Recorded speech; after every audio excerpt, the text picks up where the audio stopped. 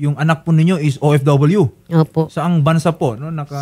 Saudi po. Sa Saudi Arabia. Kailan pa po? Itong si Ma'am Merisa. Nung September po siya nakaalis. September 24 po yun. Okay. Itong taon? Opo. Kamusta naman po yung kalagayan ng inyo pong anak? Nagtiis nga lang daw po siya kasi ng 1 buwan kasi nga po para nga may maibigay siya sa amin na panggastos. Ngayon po, hindi niya na po talaga kaya. Nagpasoli po siya doon sa agency. Kasi nga po na ano nga siya, kasi may baby nga po na nagkaroon siya ng trauma doon sa bata. Ano po ba yung nararanasan ng ating OFW doon sa pamilya? Kung saan po siya pumapasok? Yun nga po yung mga, yung sa base mo sa mga text niya po, yun nga po, inaalalain ko pa rin po siya para nga po sana makatagal siya, makatiis.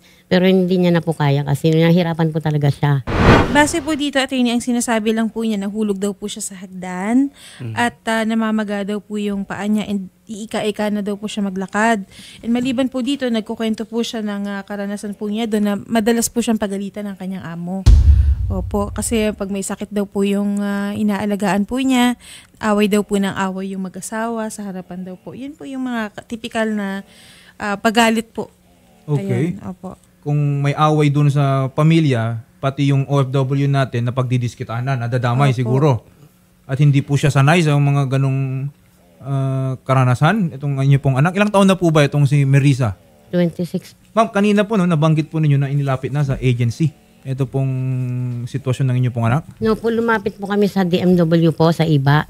Ano po, nagpa-follow up lang po kami. Yun nga po, nakarating na daw po doon sa Saudi yung record request. Nakarating na daw po. Yun nga po, binisita naman po nila yung anak ko doon. Tapos po, kahapon ko lang din po nakausap yung agency dito sa Pinas, si Sir Richard. Yun po yung napag-usapan po namin na nakikiusap nga ako sa kanya na payagan niya nang makauwi yung anak ko. Kasi 1 buwan na po yung anak ko dyan sa agency po nila doon sa Saudi po. So wala na po siya sa amo? Wala na po. Yung October 30 po, umuwi na po siya doon sa agency. Na siya. Kung October 30 po yan, may 1 buwan na po siya doon sa agency. May 3 linggo na po ang inyong anak doon sa agency. Opo. Magandang hapon po sa inyo, Sir Richard. Magandang hapon po. Gusto lang po muna naming malaman, kamusta na po yung kalagayan ng ating OFW? Nandun na po sa ating FRA o Foreign Recruitment Agency and nag-aantay na po siya for repatriation. Natatakot siya na matagalitan siya ng employer o napupobya siya sa mga sermo na pwedeng abutin niya sa pag-aalaga sa bata. Kaya po siya ay ibinalik sa FRA namin dahil sa kadahilanan hindi niya gusto ang trabaho ng pag-aalaga ng bata. Nung siya po ba ay pinalipad po dyan, hindi ba siya aware na may bata siyang aalagaan? Nakasaad po sa contract briefing nila at final briefing, nakasama po sa trabaho nila ang pag-aalaga ng bata.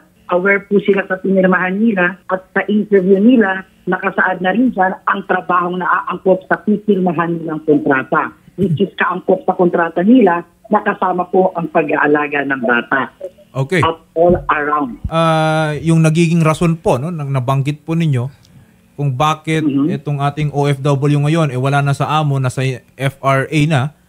Pero ano pong plano natin dito sa OFW natin?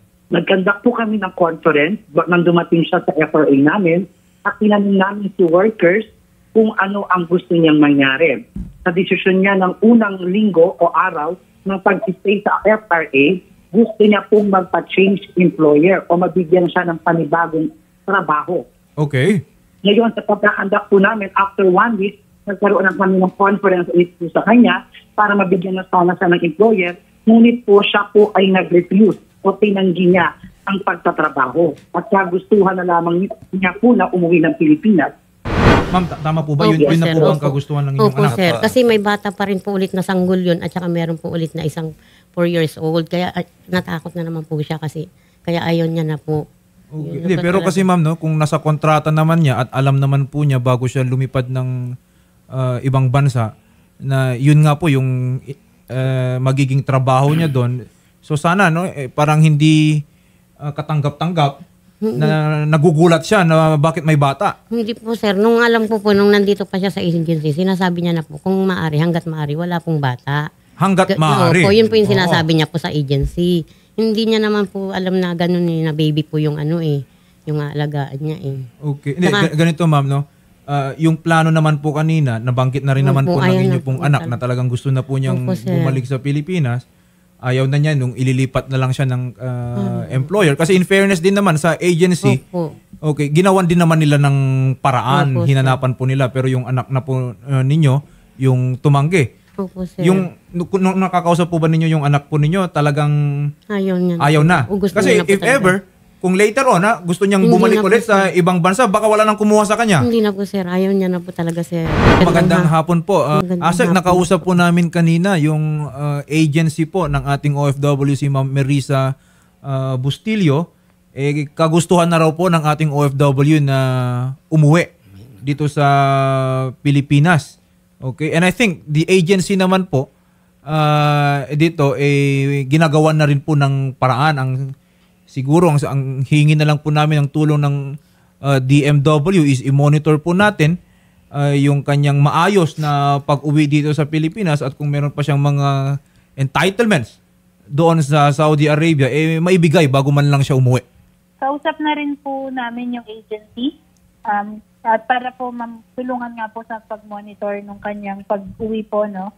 Ang sabi po sa amin, si Sir Richard din po yung nag-report na inaayos na po yung exit visa niya at yung settlement po nung kanyang yung claims niya po yung sa kanyang sinweldo po no habang siya ay nagtrabaho doon. Pinasabihan na rin po namin ng agency na dalhin po si Ma'am Marisa sa Migrant Workers Office para po matulungan po natin for check-up kung mayroon po siyang iniinda pong sakit man or kung nabanggit po kasi sa amin na medyo may trauma po si Ma'am dahil po doon sa, I think sa employer niya. So, for sure po makikipagtulungan po kami sa agency at i-report po namin agad sa pamilya niya po yung kung kailan po makakauwi agad si Ma'am Marisa po. Asek, no, natutuwa po kami na kahit papaano inaayos na yung mga dokumento pauwi nitong si Ma'am Marisa Bustillo. Umaasa po kami no, na ang pamilya ay mabibigyan ng mga updates kung kailan na po makakauwi ang ating kababayan. Opo. Kami po ay makikipag-ugnayan po agad sa kanyang pamilya po. Ay, salamat po, ma'am. Thank you po, ma'am. Natutuwa po, Asek, ang pamilya dito po sa assurances na natanggap po nila mula sa ating DMW. Maraming salamat po, Asek. Thank you po. Opo, salamat po, attorney. Okay. Salamat po. In fairness naman po dito sa agency, nakita naman po natin no, na talagang ginampanan din naman nila yung kanilang tungkulin bilang agency. Lagi nating sinasabi dito sa programa, tungkulin po nila na masigurado po no, ligtas yung ating OFW. Dito nga, ngayon pa lang, nandun na siya sa agency, sa FRA. Wala na po dun sa amo. Salamat. Okay. Siguro Sir Richard, no, ang hiling na lang po siguro namin dito is masiguro po natin no, yung maayos na kondisyon, kalagayan po ng ating OFW habang siya po ay nasa FRA, naghihintay ng kanyang exit visa. Isang buwan na po siya doon sa agency, Yes, sa FRA po. Okay. Sir Richard Valdez, maraming salamat po.